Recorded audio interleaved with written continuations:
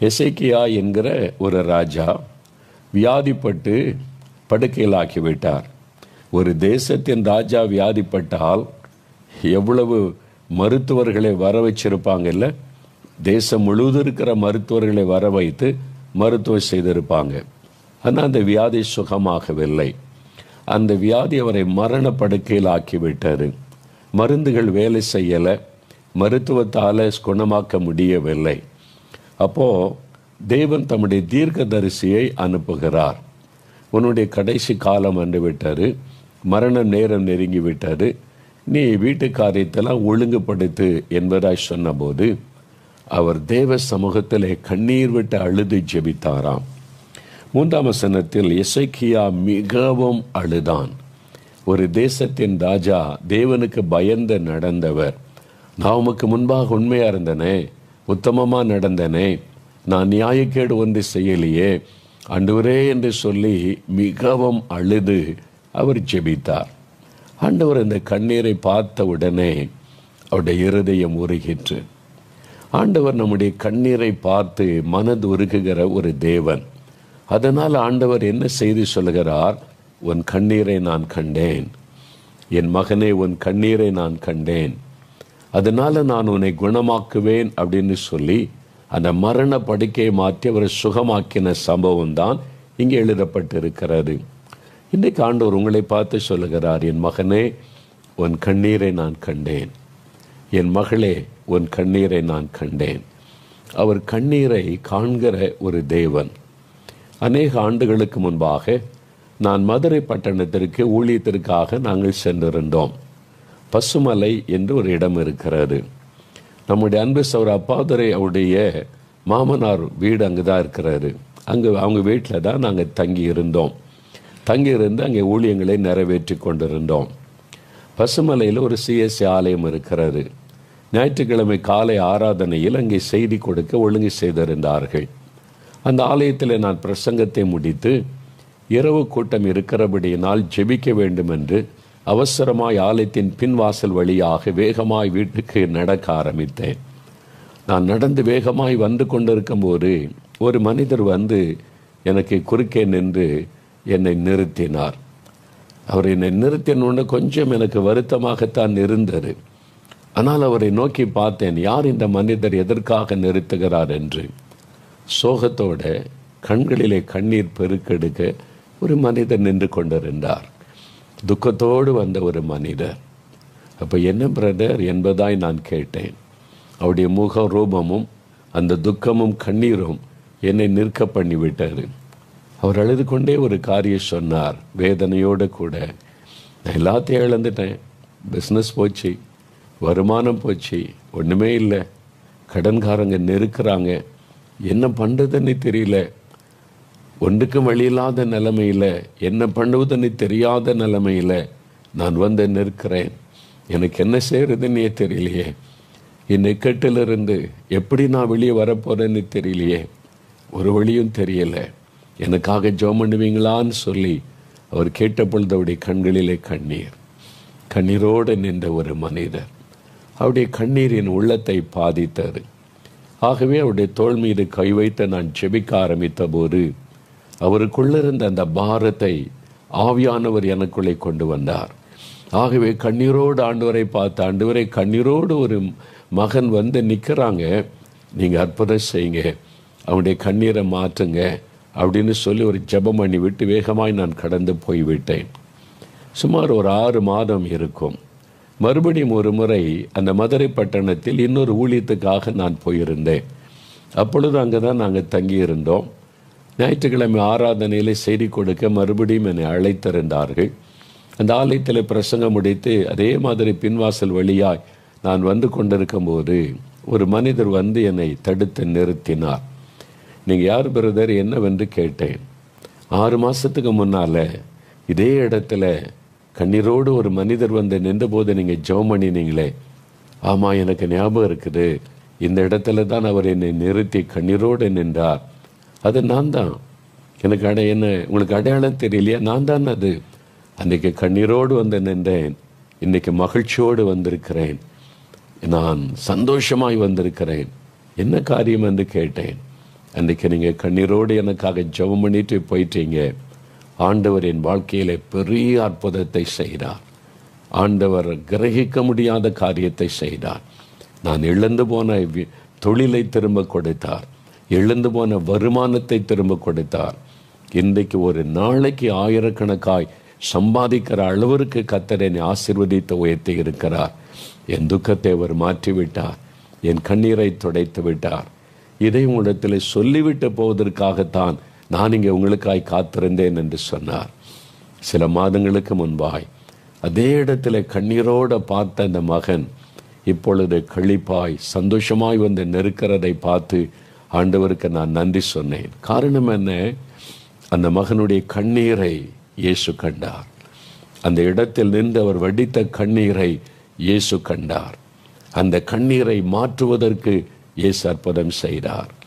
இன்றைக்கு எனக்கு பிரியமானவர்களே, கண்ணீரோடு நிற்கிறீங்கல்ல, ஏதோ ஒரு காரியத்தை குறித்த உள்ளத்தில் ஒரு வேதனை, அழுகை, வெளியே சொல்ல முடியல, சில பாரங்களே வேதனை தாங்க முடியல, உன்னுடைய இருதயத்தில் கண்ணீர் அழுது கொண்டிருக்கிற ஒரு சூழ்நிலை.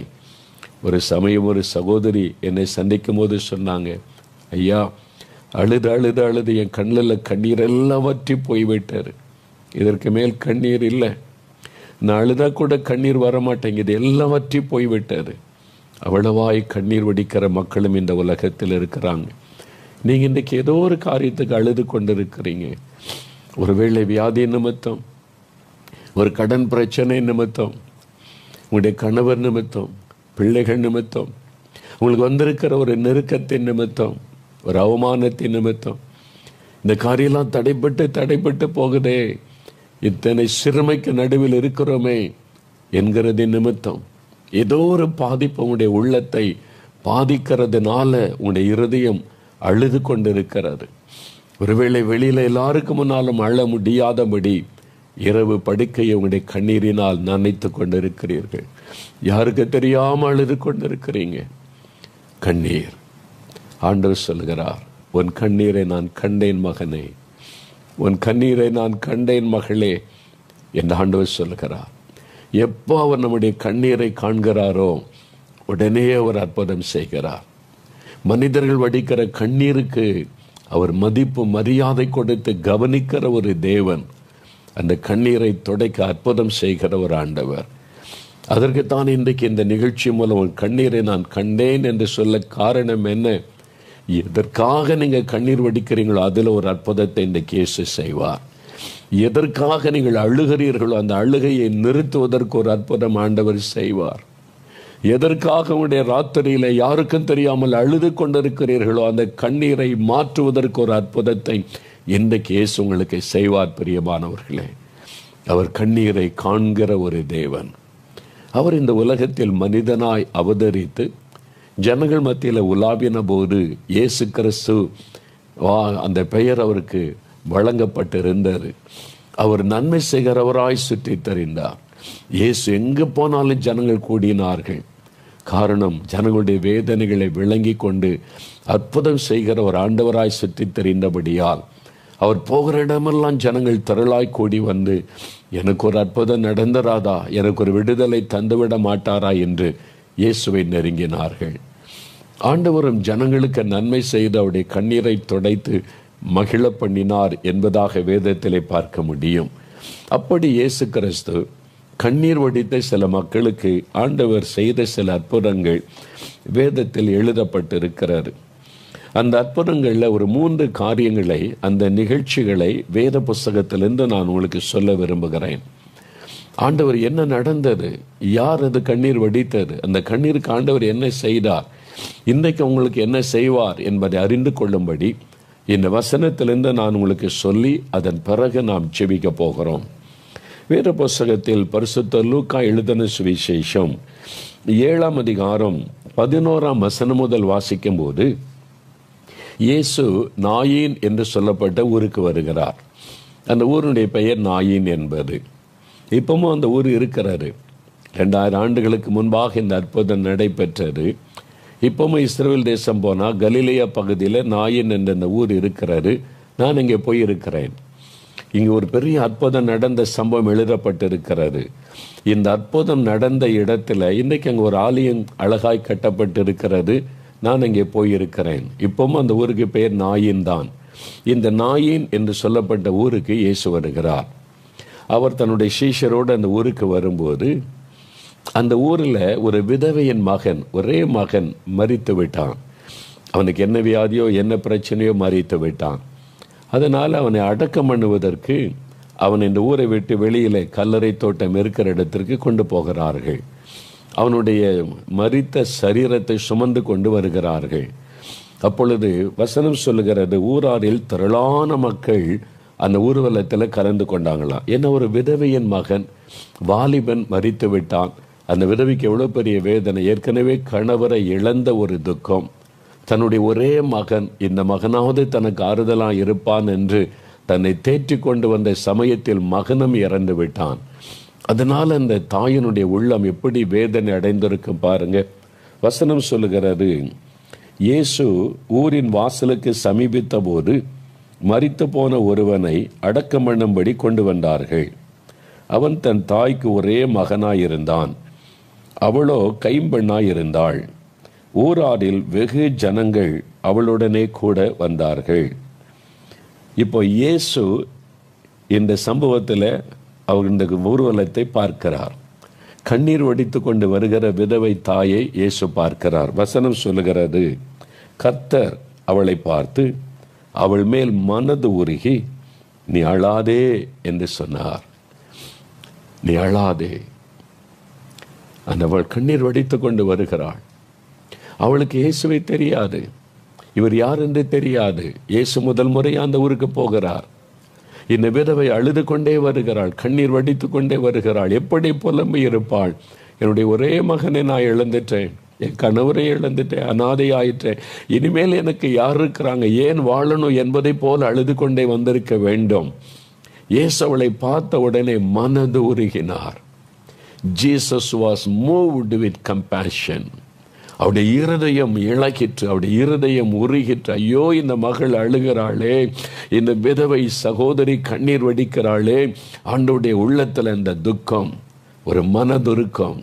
அதனால இயேசு சொல்லுகிறார், மகளே அழாதே, நீ அழாதே, நீ கண்ணீர் வடிக்காதே, என்னால் அதை தாங்கிக் கொள்ள முடியவில்லை, நீ அழுவதை என்னால் தாங்கிக் கொள்ள முடியவில்லை, நீ அழாதே சொல்லிட்டு ஆண்டவர் பாடையை தொட்டார். அதை சுமந்து கொண்டு போறாங்க. வேதம் சொல்லுகிறாரு, பாடையை அவர் தொட்டார். உடனே சுமந்து கொண்டு வந்தவர்கள் நின்றார்கள். இப்ப இயேசு பார்க்கிறார், இந்த மகளுடைய கண்ணீர் மாற வேண்டுமானால் மரித்த மகன் உயிரோடு எழும்பணும். ஒரு அற்புதம் நடந்தால்தான் அவருடைய கண்ணீர் மாறும். வெறுமனே ஆறுதல் சொல்வதனாலே பிரயோஜனம் இல்லை. அவருடைய கண்ணீர் துடைக்கப்படணுமானால் ஒரு அற்புதம் நடந்தாக வேண்டும். அதனால இயேசு பாடையை தொட்டு நிறுத்தினார். மரித்து கிடந்த அந்த வாலிபனோடு பேசினார். வாலிபனே, நீ எழுந்திரு என்று உனக்கு சொல்லுகிறேன். இயேசுடைய வார்த்தையின் வல்லமை வெளிப்படுகிறது. வாலிபனே, நீ எழுந்திரு. செத்து போன அங்கு உயிரற்ற சடலத்தோடு இயேசு பேசுகிறார். உடனே அது ஒரு ஜீவன் அந்த மகனுக்குள்ளே வருகிறது. அவன் எழுந்து உட்கார்ந்து பேச தொடங்கினான். ஆண்டவர் அந்த மகனை தாயின் கையில் ஒப்புவித்தார். அந்த விதவைக்கு எப்படி இருந்திருக்கும்? அப்படியே கண்ணீர் ஆனந்த கண்ணீராய் மாறி இருக்கும். மரித்து போன என் மகன் எனக்கு திரும்ப கிடைத்து விட்டான். எவ்வளவு பெரிய சந்தோஷம் உண்டாயிருக்கும். அந்த ஊருக்கே ஒரு பெரிய மகிழ்ச்சி. என் மரித்து போன மகன் உயிரோடு எழும்பி விட்டான். தாய்க்கு சந்தோஷம், ஆனந்த கண்ணீர். இயேசுக்கு எப்படி நன்றி சொல்லியிருப்பாள் அந்த விதவை தாய். யோசித்து பாருங்க. அவருடைய கண்ணீர் துடைக்கப்பட்டார். அதே இயேசு இன்றைக்கு உங்களை சந்தித்து கொண்டிருக்கிறார். ஏன்னா நீங்க அழுது கொண்டிருக்கிறீங்க, இருதயத்தில் அழுது கொண்டிருக்கிறீங்க. யாருக்கு தெரியாதபடி உங்களுடைய இருதயம் கதறி கொண்டிருக்கிறது, அல்லது தெரிந்தே உங்களுடைய கண்களிலே கண்ணீர் வடிந்து கொண்டிருக்கிறது. இயேசு இன்றைக்கு உங்களை சந்தித்து கொண்டிருக்கிறார். உங்களுடைய கண்ணீரை மாற்ற ஒரு அற்புதம் செய்வதற்கு தான் இன்றைக்கு உங்களோடு அவர் பேசுகிறார். உன் கண்ணீரை நான் கண்டேன். அந்த விதவியனுடைய கண்ணீரை கண்ட ஆண்டவர், உன் கண்ணீரை நான் கண்டேன் மகளே, கண்டேன் மகனே என்று ஆண்டவர் சொல்லுகிறார். அநேக ஆண்டுகளுக்கு முன்பாக என் ஊழியத்தின் ஆரம்ப காலம், முதலாவது இந்த ஊழியத்தில் கட்டப்பட்டது தேவனுடைய வீடு. 3000 பேர் உட்கார்ந்து ஜெபிக்கக்கூடிய தேவனுடைய வீடு என்ற ஒரு கட்டடம் இங்கே இருக்கிறது. இயேசுடைய சொந்தமானது. சகோதரி டிஜேசி தினகரன் தான் வந்து அதை பிரதிஷ்டை பண்ணி கொடுத்தார்கள். அதில் தான் திறப்பின் வாசல் ஜபம், உபவாச ஜபம் எல்லாமே நடைபெறும். ஒரு ஜனவரி மாதம் 1 தேதியில் வாக்குத்தத்த ஆசீர்வாத கூட்டம் நடைபெற்றது. அது மாலை வரைக்கும் 1 மணியிலிருந்து நடக்கும். எல்லாம் முடிந்த பிறகு எல்லாருக்கும் ஜபம் பண்ணி முடிக்க ரொம்ப நேரமாகிவிடும். அன்றைக்கு அவ்வளோ ஊழியங்கள் ஜபம், ரொம்ப டயர்ட் ஆயிரும். இரவு நான் தூங்கி கொண்டிருக்கும் போது நடு இரவு நேரம் என்னுடைய ஊழியத்தை சார்ந்த சகோதரர்கள் வந்து கதவை தட்டினாங்க. நடுராத்திரியில் கதவை தட்டுறாங்களே எழுந்து வந்து என்னவென்று விசாரித்த போது ஒரு சகோதரி ஒரு குழந்தையோடு வந்து நிற்கிறாங்க. அந்த குழந்தை ஏற்கனவே மரிச்சிட்ட மாதிரி இருக்குது, ஒரு மரண போராட்டத்தில் இருக்குது. ஜெபம் பண்ண முடியுமான்னு கேட்குறாங்க. அதனால தான் நாங்கள் உங்களை எழுப்பினோன்னு சொன்னாங்க. நான் சரீரம் களைப்பாயிருந்தது. ஆனால் கண்ணீரோடு ஒரு சகோதரி ஒரு ஆபத்தான நிலைமையில குழந்தையை கொண்டு வந்திருக்கிறாங்கன்ன உடனே ஆண்டவர் எனக்குள்ளே ஒரு பாரத்தை உண்டாக்கி போய் ஜெபம் பண்ணு என்று ஒரு ஏவுதலை உண்டாக்கினார். சரி, நான் ரெடி ஆகிட்டு வரேன்னு சொல்லி உடை மாற்றிக்கொண்டு நான் போனேன். பைபிள் எடுத்துக்கொண்டு தேவனுடைய வீட்டில் அவங்க நின்று கொண்டிருந்தார்கள். அங்கே ஒரு சகோதரி, அவருடைய கையில் ஒரு அழகான பெண் குழந்தை. ஆனால் அந்த குழந்தையை நான் பார்க்குறேன், அது பேச்சு மூச்சு இல்லை, ஏற்கனவே மரிச்சிட்ட மாதிரி அப்படியே கையெல்லாம் தொங்குது. அப்படியே இந்த தொண்டையில் உயிர் ஊசலாடுதுன்னு சொல்லுவாங்கள்ல, தொண்டையில் துடிச்சுக்கிட்டு இருக்குன்னு. அவ்வளோதான். அந்த சகோதரனை கண்ட உடனே எனக்கு முன்னால் குழந்தையை கீழே தரையில் வைத்தார்கள். நான் இந்த பக்கமாய் முழங்கால் படியிட்டோம். எங்களுடைய ஊழியத்தில் 2-3 சகோதரர்களும் முழங்கால் படியிட்டாங்க. அந்த தாய், அந்த குழந்தையினுடைய தாய் அங்கே முழங்கால் படியிட்டாங்க. அவங்க கூட சில உறவினர்கள்லாம் வந்திருந்தாங்க. எல்லாரும் முழங்கால் படியிட்டாங்க. என்ன காரியம் என்று கேட்டேன். அவங்களும் அந்த கூட்டத்துக்கு வந்திருக்கிறாங்க 1ஆம் தேதி மீட்டிங்க்கு. திடீர்னு மாலை நேரத்தில் இந்த குழந்தை பாதிக்கப்பட்டது. ஆஸ்பத்திரி கொண்டு போனாங்க சாத்தாங்குளத்தில். சாத்தாங்குளம்னா இப்போ தெரியுமே எல்லாருக்குமே. சாத்தாங்குளத்தில் அந்த ஆஸ்பத்திரி கொண்டு போனால் டாக்டர்ஸ் எவ்வளோ முயற்சி பண்ணுறாங்க. சில மணி நேரங்கள் ஆஸ்பத்திரியில் வைக்கப்பட்டு இருந்தது. கடைசியில் டாக்டர்ஸ் சொல்லிட்டாங்க, இந்த குழந்தை இங்கே வச்சுருந்தா நம்ம வந்து இதுக்கு மேலே மருத்துவம் செய்ய வழி கிடையாது, பெரிய ஆஸ்பத்திரி கொண்டு போகணும். பாளையங்கோட்டையில் தான் அந்த பெரிய ஆஸ்பத்திரி இருக்கிறது. அதனால சொல்லிட்டாங்க, இனி குழந்தைங்க கவனிக்க முடியாது, ரொம்ப சீரியஸ் ஆயிட்டு, நீங்கள் பாளையங்கோட்டைக்கு கொண்டு போயிருங்கன்னு சொன்ன உடனே அவங்க ஆயத்தப்பட்டு கொண்டிருக்கும் போது அந்த நர்ஸ் சகோதரி வந்து சொன்னாங்க, நீங்கள் பாளையங்கோட்டை கொண்டு போக வரைக்கும் குழந்தை தாங்காது, போகிற வழியிலேயே மரித்து விடும், அவ்வளோ சீரியஸாக குழந்தை இருக்குது, அதனால் யோசித்து கொள்ளுங்கன்னு சொல்லிட்டாங்க. தாய்க்கு எவ்வளோ பெரிய வேதனையில் குழந்தை சாக போகிறது, இனி காப்பாற்ற வழி இல்லைன்ற ஒரு சூழ்நிலை. யோசித்தாங்க, இவ்வளோ தூரம் பாளையங்கோட்டைக்கு நம்ம போய் கொண்டு போகிறக்குள்ளே குழந்தை மறிச்சிடும்னா என்ன செய்கிறது, எங்கே கொண்டு போகிறது? இயேசுகிட்ட போயிடலாம், அவருடைய பாதத்தில் போயிடலாம். குழந்தை தூக்கி கொண்டு 4 மாடி கோடி வந்தார். நடுராத்திரி நேரம் வந்து கண்ணீரோடு நின்றார்கள். அந்த சகோதரி கண்ணீர் விட்டு அழுதார்கள். அந்த குழந்தையை பார்க்கிறேன், உயிர் ஊசலாடுது, எந்த நிமிஷத்திலையும் ஜீவன் போய்விடலாம். அந்த சகோதரங்க, ஆண்டவரே என் பாவத்தை மன்னிச்சு என் குழந்தைக்கு சுகம் கொடுங்க, கண்ணீர் விட்டு அழுகிறார்கள். அந்த கண்ணீரை பார்த்தபோது எங்களுக்கு என்ன ஜெபிக்கிறதுன்னு தெரியலை. இந்த சூழ்நிலையில் என்ன ஜெபிக்கிறது? அவங்க கூட சேர்ந்து நாங்கள் அழுதோம், ஆண்டவரே இந்த தாயனுடைய கண்ணீருக்கு இரக்கம் செய்யும், இந்த தாயனுடைய கண்ணீருக்கு நீங்கள் பதில் கொடுக்கணும் ஆண்டவரே. அவங்க கூட சேர்ந்து நாங்களும் அழுதோம், அவ்வளோதான். என்னுடைய கண்ணீரை சிந்தினோம், இயேசுவே இயேசுவே என்று சொல்லி. 1 மணி நேரம் கடந்து விட்டது. அழுதுகிட்டே இருக்கோம், கதறிக்கொண்டே இருக்கிறோம். 1 மணி நேரம், ஒரு மாற்றமும் இல்லை. 1 மணி நேரத்தை கடந்து விட்டது. நாங்கள் இங்கிருந்து அழுகிறோம், அந்த தாய் அழுது கொண்டே இருக்கிறாங்க. திடீரென்று என் ஆவிக்குரிய கண்கள் திறக்கப்பட்டது. நான் பார்க்கும்போது அந்த தேவனுடைய வீட்டுக்குள்ளே இயேசு பிரத்யட்சமாய் இறங்கி வந்தார். அவர் வந்து நிற்கிறதை நான் பார்த்த உடனே என் உள்ளத்தில் ஒரு பெரிய ஒரு சந்தோஷம் வந்தது. இயேசு வந்துட்டார், சரியாயிரும். நான் அவரை பார்த்து கொண்டே இருக்கிறேன். அவர் நடந்து பக்கத்தில் வந்து அந்த குழந்தைக்கு பக்கத்தில் அவர் கீழே முழங்கால் படியிட்டு அமர்ந்து தரையிலே படுத்திருந்த இந்த குழந்தையின் மேலே தன் வலது கரத்தை வைத்தார். அந்த கரத்தை வைத்துவிட்டு என்னை பக்கமாய் திரும்பி பார்த்தார். ஒரு புன்முறுவலோடு எழுந்து நடந்து இயேசு மறைந்து போனார். நான் அதை பார்த்து கொண்டே இருக்கிறேன் தெளிவாக. அதை பார்க்க உள்ளத்தில் சந்தோஷம். இயேசு வந்துட்டார், அவர் தொட்டுட்டார், சுகமாயிட்டார். நான் சொல்கிறேன், இயேசு வந்து குழந்தையை தொட்டு விட்டார்னு நான் சொன்னேன், அவ்வளோதான். அந்த தாய் சந்தோஷத்தோட, இயேசுவே என் குழந்தையை தொட்டுட்டீங்க, என் குழந்தைக்கு சுகம் தந்துட்டீங்க, உங்களுக்கு ஸ்தோத்திரம். விசுவாசத்தோடு அதை ரிசீவ் பண்ணி அவங்க ஸ்தோத்திரம் பண்ணாங்க. பாருங்க, அற்புதம் ஆரம்பித்து விட்டார். குழந்தைக்குள்ள அற்புத மாற்றம் உண்டாயிற்று. ஒரு பெரிய விடுதலை, மரண கட்டு மாறினார். சாக கிடந்த குழந்தைக்கு ஒரு புதிய ஜீவனை இயேசு கொடுத்தார். காரணம், அந்த தாயினுடைய கண்ணீரை இயேசு கண்டார். அந்த தாயினுடைய வேதனையின் கண்ணீரை இயேசு கிறிஸ்து கண்டார். அதை கண்டு இந்த அற்புதத்தை இயேசு செய்தார். சில வருடங்களுக்கு பிறகு ஒரு நாள் நான் மதுரைக்கு இயேசு அழைக்கிறார் கூட்டம் நடைபெற்றது. அதில் பங்கு பெற நான் போயிருந்தேன். மைதானத்தில் நடந்து போய் கொண்டிருக்கும் போது ஒரு சகோதரி ஓடி வந்தாங்க.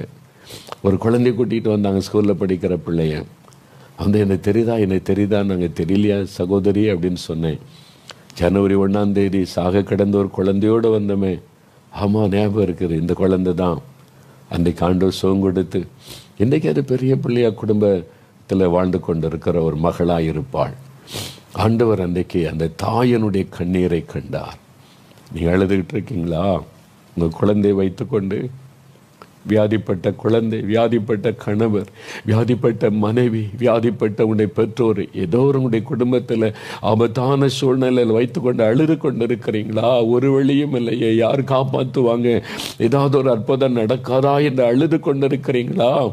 ஆண்டவர் சொல்லுகிறார், உன் கண்ணீரை நான் கண்டேன் மகளே, உன் கண்ணீரை நான் கண்டேன் மகனே. ஆண்டவர் சொல்லுகிறார். அந்த விதவை தாயனுடைய கண்ணீரை ஆண்டவர் கண்டு அவருடைய கண்ணீரை துடைக்க அற்புதம் செய்த இயேசு இன்னைக்கு உங்களுக்கு செய்வார். இன்னைக்கு உங்களுக்கு செய்வார். உங்கள் வாழ்க்கையில் ஒரு அற்புதம் இன்றைக்கு உங்கள் வீட்டில் நடக்க போகிறாரு. உங்களை பாதிக்கிற விஷயம் என்ன? வியாதியா, வேதனையா, கடன் பிரச்சனையா, குழந்தை இல்லைன்ற ஒரு நெருக்கமா, எது உங்களை பாதித்து உங்களை வேதனைப்படுத்தி கொண்டிருக்கிறது, அதில் இயேசு உங்களுக்கு அற்புதம் செய்வார். இல்லை, இப்போ பிரச்சனை பெருசாயிட்டு இருக்கு, மேலே ஒன்றும் செய்ய முடியாது. அவர் மிஞ்சின பிரச்சனை இந்த உலகத்தில் எதுவும் இல்லை. அவரால் முடியும். அந்த இயேசு தான் அவங்களோடு பேசி கொண்டிருக்கிறார். இதை லூக்கா எழுதின சுவிசேஷம் 8ஆம் அதிகாரத்தில் இன்னொரு சம்பவம் எழுதப்பட்டு இருக்கிறது. லூக்கா 8ஆம் அதிகாரம் 52ஆம் வசனத்திலிருந்து நீங்கள் வாசிக்கும் போது, இயேசு ஒரு வீட்டுக்கு வருகிறார். 51-52 வசனம் பாருங்க. இயேசு வீட்டில் வந்தபோது பேதுருவையும் யாக்கோபையும் யோவானையும் பெண்ணின் தகப்பனையும் தாயையும் தவிர வேறு ஒருவரையும் உள்ளே வரவிட்டாமல் எல்லாரும் அழுது அவளை குறித்து துக்கம் கொண்டாடுகிறதை கண்டு அழாதேயுங்கள் என்று சொன்னார். அழாதீங்க. ஒரு வீட்டுக்குள்ளே வரும்போது எல்லாரும் கண்ணீர் வடிக்கிறாங்க. காரணம் என்ன? யவீரு என்ற ஒரு ஊழியக்காரர், ஜெபாலய தலைவன். அவருக்கு 12 வயசில் ஒரு மகள். அந்த மகள் வியாதிப்பட்டு மரணப்படுக்கையில் ஆகிவிட்டாள். மரண அவஸ்தைப்படுகிறாள் என்று 41ஆம் வசனத்தில் இயேசுகிட்ட வந்து அவர் சொல்லுகிறார், என் மகள் மரண அவஸ்தைப்படுகிறாள், என் மகள் படுகிற வேதனை தாங்க முடியல. யவீரு வந்து அழுதிருப்பார், கண்ணீர் வடித்திருப்பார். இயேசுகிட்ட என் குடும்பமே அழுது கொண்டு இருக்கிறாரு, கண்ணீர் வடித்திருப்பார், என் மகள் மரண அவஸ்தைப்படுகிறாள். ஆண்டவரே, இயேசு சொன்னார், நான் வந்து அவளை குணமாக்குவேன், பயப்படாத, உன் கண்ணீரை நான் கண்டேன். ஆண்டவர் வந்தார். வருகிற வழியில் தாமதம் ஏற்பட்டு குழந்தை மரித்து விட்டது என்ற செய்தி வந்து விட்டது. குழந்தை மரித்து விட்டது. இனி போதகரை வருத்தப்படுத்த வேண்டாம், இயேசுவை நீ வருத்தப்படுத்த வேண்டாம். இனி என்ன செய்ய முடியும்? இனி அடக்க ஆராதனை தானே செய்ய முடியும். குழந்தை உயிரோடு இருந்தால் அவர் வந்து ஏதாவது அற்புதம் செய்ய முடியும். குழந்தை மரித்து விட்டார், இனிமே அவ்வளவுதான். அப்போ இயேசு சொல்கிறாரு, எவ்வீரு பயப்படாத, விசுவாசம் உள்ளவனாயிரு. நீ என்கிட்ட வந்து கண்ணீர் வடிச்சல்ல, குழந்தை இறந்தா என்ன, நான் உனக்கு அற்புதம் செய்வேன். நீ பயப்படாத, விசுவாசம் உள்ளவனாயிரு. அதுதான் இயேசு சொன்னார். எவ்வீரு இயேசுவை வீட்டுக்கு அழைச்சிட்டு போன எல்லாம் அழுகிறாங்க, தாய் அழுகிறாங்க, உறவினர்கள் அழுகிறாங்க. ஒரே குழந்தை மறிச்சுட்டே, நீ ஊழியெல்லாம் செய்றியாப்பா, ஜபாலயத்தெல்லாம் கவனிச்சு கத்தருக்காகத்தானே எல்லாம் செய்த, அந்த கத்தர் உன்னை கைவிட்டுட்டாரா, மறந்துட்டாரா, நீ செய்கிற ஊழியத்தில் அவர் நினைக்கலையா, அப்படிலாம் சொல்லி அழுதுருப்பாங்க உறவினர்கள் மற்றவர்கள். ஒரே குழந்தை, இந்த தாய் எப்படி தேற்றி இருக்க முடியும்? இயேசு வந்து இந்த கண்ணீரை பார்த்த உடனே முதலாவது சொல்லுகிறார், அழாதீங்க, டோன்ட் கிரை, அழாதீங்க, நான் வந்துட்டேன்ல, நான் வந்துட்டேன், நீங்கள் அழாதீங்க, உங்கள் கண்ணீரை பார்த்துட்டேன், நீங்கள் அழுத என்னால் தாங்கிக் கொள்ள முடியாது, அழாதீங்க. ஆண்டவர் அந்த குழந்தையினுடைய கையை பிடித்து தூக்கினார். இயேசு தொட்ட உடன் மரித்து கிடந்த அந்த சரீரத்திற்குள்ள ஜீவன் வந்தது, உயிர் வந்து விட்டார். மரித்து போன அந்த மகள் உயிரோடு கூட எழுந்து அந்த பெற்றோருடைய உள்ளத்தில் ஒரு பெரிய சந்தோஷத்தை கொண்டு வந்தாள். இயேசு மரித்து போன மகளை உயிரோடு எழுப்பி அந்த தாய் தகப்பனுடைய கண்ணீரை ஆண்டவர் துடைத்தார், அந்த பெற்றோருடைய கண்ணீரை துடைத்தார். எனக்கு அன்பானவர்களே, என் பிள்ளை பாவத்தில் அழிஞ்சு கொண்டிருக்கிறானே, என் பிள்ளை இப்படி பாவத்தில் ஆத்மாவை கெடுத்து அவனுடைய வாழ்க்கையை சீரழித்து கொண்டிருக்கிறானேன்னு அழுது கொண்டிருக்கலாம். பாவத்தில் மரித்து கிடக்கிறவனுடைய பிள்ளைக்காக அழுது கொண்டிருக்கலாம், அல்லது வியாதியில் மரித்து கொண்டிருக்கிற பிள்ளைக்காக அழுது கொண்டிருக்கலாம். ஆண்டவருடைய கண்ணீரை பார்க்கிறார். இப்போ அந்த சாட்சியில் சொல்லும்போது சாம் ஒரு அனுபவத்தை சொன்னாங்க. பத்திரிகையில் ஒரு சாட்சி அனுபவம் எழுதப்பட்டு இருந்தது என்று. அது என்னதுன்னு சொல்லுகிறேன். குஜராத்தில் ஒரு பகுதி இருக்கிறது, அங்கே வார்லி இன மக்கள், ஒரு பெருங்கூட்ட மக்கள் வசிக்கிறாங்க, ஆதிவாசி மக்கள், வார்லி இன மக்கள்னு சொல்லுவாங்க. அவங்க மத்தியில் ஆறுதர் ஜபராஜ் அப்படின்னு ஒரு அண்ணன் ஊழியம் செய்கிறாங்க.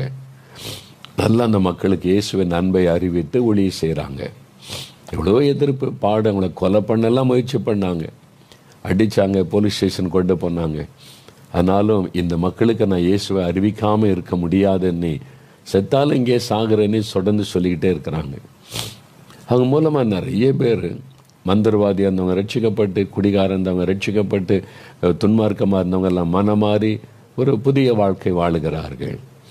அவங்களுக்கு ஒரு 3 நாள் கூட்ட முகாம், அதுக்கு நீங்கள் வரணும்னு என்னை அழைச்சிருந்த போது நான் போனேன். சில வருஷத்துக்கு முன்னால் 3 நாள் கூட்டம் நடைபெற்றது.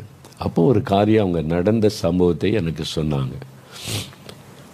அங்கே ஒரு கிராமத்தில் சில குடும்பங்கள் இயேசுவை தன்னுடைய வாழ்க்கையில் ஏற்றுக்கொண்டு இயேசுவால் புது வாழ்க்கை பெற்றுக்கொண்டாங்க. பாவத்திலிருந்து விடுதலை பெற்று ஒரு சந்தோஷமான வாழ்க்கை. அவங்க பக்கத்தில் உள்ள ஆலயத்திற்கு, பக்கத்து ஊரில் இருக்கிற ஆலயத்துக்கு ஞாயிற்றுக்கிழமை ஆராதனைக்கு போயிட்டு வருவாங்க. அவங்களுக்கு 2-3 பெண் பிள்ளைகள், ஒரே ஒரு பையன் கடைசியாக இருக்கிறது கிசான், அவனுடைய பெயர் வந்து கிசான். மற்றதெல்லாம் பொம்பளை பிள்ளைங்க. இந்த பையன் கிசான் பிறந்த உடனே அவங்களுக்கு குடும்பத்தாருக்கு ரொம்ப சந்தோஷம், ஒரு பையனும் நமக்கு ஆண்டவர் தந்திருக்கிறான்னு சொல்லி ரொம்ப மகிழ்ச்சியாக அந்த வாழ்ந்து கொண்டிருந்தாங்க. அந்த தகப்பனார் கூலி வேலைக்கு போவார். பட்டணத்தில் பில்டிங் வேலை நடக்கிற இடத்துல போய் வேலை செய்வார். அவர் ஒரு வாரம் முழுதும் வேலை செய்து வாரத்தை முடிஞ்ச உடனே சம்பளம் வாங்கி கொண்டு வீட்டுக்கு வருவார். அப்புறம் அடுத்த வாரம் வேலைக்கு போயிடுவார். இதுதான் அவருடைய வாழ்க்கை.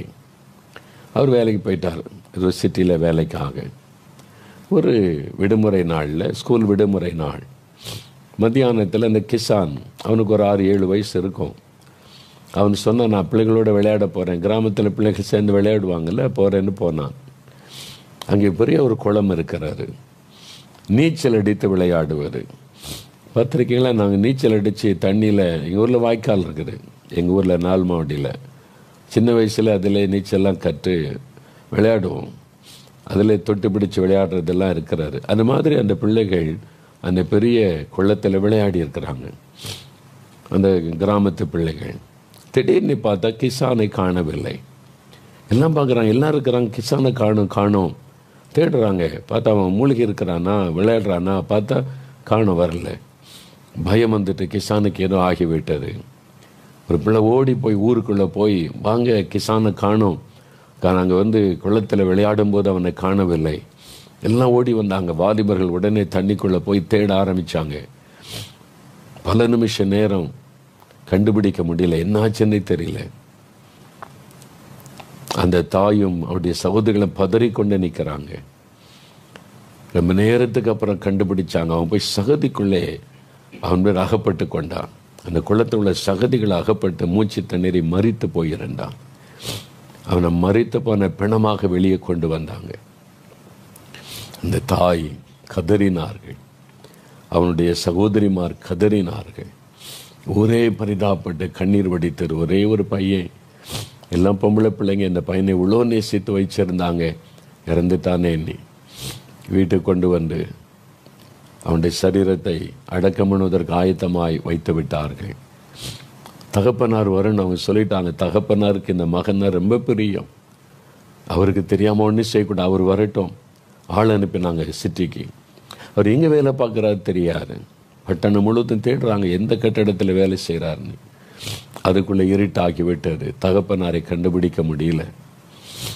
அதனால் அவர் வரட்டும், இனிமேல் நாளைக்கு தான் அடக்கம் பண்ணணும், இனிமேல் இருட்டி விட்டது, அடக்கம் பண்ண முடியாது என்று சொல்லி ஊர் மக்களில் பலர், பெண்கள் வாசலில் உட்கார்ந்துருந்தாங்க. வீட்டு வாசலில் இந்த தாயும் பிள்ளைகளும் அந்த பெண்ணத்தை சுற்றி உட்கார்ந்து அழுதுகிட்டே இருந்தாங்க. இரவு வெகு நேரம் ஆகிவிட்டார். எல்லாம் பக்கத்து வீடு. சரி, நாங்கள் போயிட்டு வரோம், நாளை காலை கிஷானுடைய அப்பா வந்த பிறகு அடக்கம் பண்ணி கொள்ளலாம் என்று அவங்கவுங்க வீட்டுக்கு போயிட்டாங்க. எல்லாரும் அவங்கவுங்க வீட்டுக்கு போன பிறகு அந்த தாய்க்குள்ளே ஒரு எண்ணம் தோன்ற ஆரம்பிக்கிறது. இயேசு கிறிஸ்து மரித்து அடக்கம் பண்ணப்பட்ட லாசரு என்கிற ஒரு வாலிபனை 4 நாள் கழித்து உயிரோடு எழுப்பினார். இந்த பிரசங்கத்தை அவங்க கேட்டிருக்கிறாங்க, மிஷினரிகள் பிரசங்கம் பண்ணது. அப்போ இயேசு கிறிஸ்து செத்தவங்களை உயிரோடு எழுப்ப முடியும். 4 நாள் கழிச்சு உயிரோடு எழுப்பி இருக்கிறாரே. கிசான் இறந்து இப்போ தானே ஒரு 4-5 மணி நேரம் ஆகி இருக்கிறது, இவனை எழுப்ப முடியும். அவங்களுக்குள்ள ஒரு விசுவாசம்.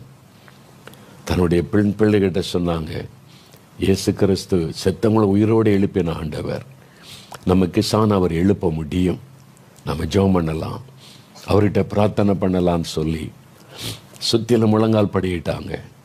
இயேசுவை நோக்கி கண்ணீர் விட்டு கதறி கேட்க ஆரம்பித்தாங்க, ஆண்டவரே, மரித்தவர்களை உயிரோடு எழுப்புகிற தேவன், லாசருவை உயிரோடு எழுப்பினீரே, எங்கள் கிசானை எழுப்பித்தாங்க, எங்கள் கிசானை எழுப்பித்தாங்க, என் கிசானை எழுப்பித்தாங்க. ஜெபிக்க ஆரம்பித்தாங்க.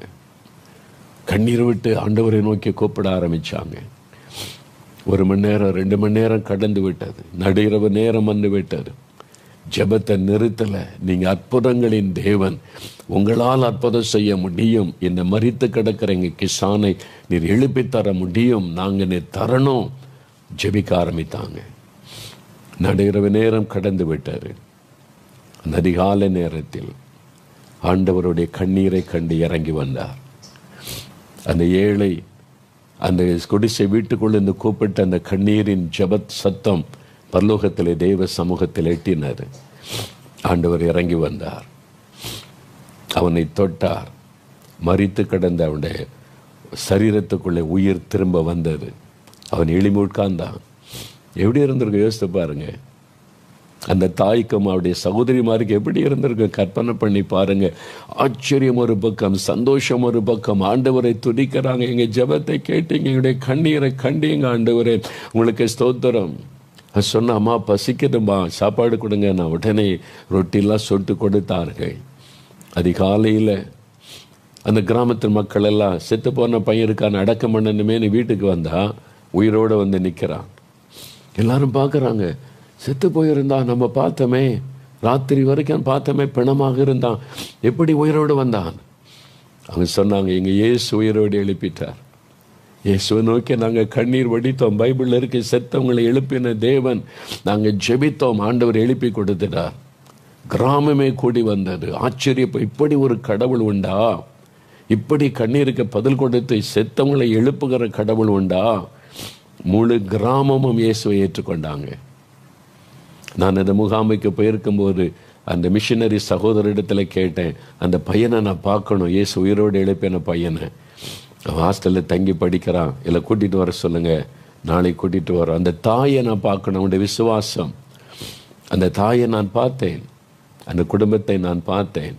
ஒரு ஏழை படிப்பறிவில்லாத ஒரு சகோதரி, ஒரு ஆதிவாசி குடும்பத்தை சார்ந்த ஒரு சகோதரி. ஆனால் இயேசுவின் மேலே எவ்வளோ பெரிய விசுவாசம்! என்னை அவனுடைய விசுவாசம் ஆச்சரியப்பட வைத்தது. அந்த பையனை கூட்டி கொண்டு வந்தாங்க, நான் பார்த்தேன், அவனோடு பேசினேன். 4 மாடிக்கு வந்திருக்கிறார், வந்து சாட்சியெல்லாம் அங்கே வந்து சொல்லிட்டு போனாங்க. இயேசு எவ்வளோ அற்புதமானவர்! கண்ணீரை கண்டார். அந்த தாயனுடைய கண்ணீர், அந்த சகோதரிமாருடைய கண்ணீரை கண்டார். அவர் என்றைக்கோ அற்புதம் செய்த ஆண்டவர் அல்ல, இன்றைக்கோ உள்ள மக்களுக்கு உன் கண்ணீரை கண்டேன்னு சொன்னார். இல்லை, இன்றைக்கு இப்போ உங்களுடைய கண்ணீரை பார்த்து கொண்டிருக்கிறார். உங்களுக்கு அற்புதம் செய்வதற்கு தான் உங்களோடு இப்படி பேசி கொண்டிருக்கிறார். என் மகனே, என் மகளே, உன் கண்ணீரை கூட நான் பார்த்து கொண்டிருக்கிறேன், அழுது கொண்டிருப்பதை கவனித்து கொண்டிருக்கிறேன். உனக்கு அற்புதம் செய்யத்தான் இன்றைக்கு உன்னை சந்திக்க வந்திருக்கிறேன். அன்றைக்கு அந்த வீட்டுக்குள்ளே இறங்கின அந்த இயேசு கிறிஸ்து இன்றைக்கு உங்க வீட்டுக்குள்ளே நீங்க ஜெபிக்கிற இடத்துல உங்க பக்கத்தில் அவர் இறங்கி வந்திருக்கிறார். இன்றைக்கு உங்களுக்கு ஒரு அற்புதம் செய்து உங்களை மகிழ பண்ண போகிறார். உன் கண்ணீரை நான் கண்டேன் என்று சொன்ன ஆண்டவர். யவீருவின் குடும்பத்தில் அந்த 12 வயசு மகள் உயிரோடு எழுமின போது எவ்வளவு பெரிய சந்தோஷம் இருந்திருக்கும்ல. ஆனந்த கண்ணீர் வடிச்சு இயேசுவின் பாதத்தில் விழுந்த நன்றி சொல்லியிருப்பாங்க. இந்த ஏழை குடும்பத்தில் இந்த தாயும் அந்த சகோதரிமார் எவ்வளவு சந்தோஷப்பட்டு இருப்பாங்க. இயேசு எங்களுடைய கண்ணீரை கண்டார். உங்களுடைய கண்ணீரை காண்கிற தேவன். நீங்க ஜெபிக்கணும், நீங்க கூப்பிடணும். உங்களுடைய கூப்பிடுதலின் சத்தத்தை அவர் கேட்பார்.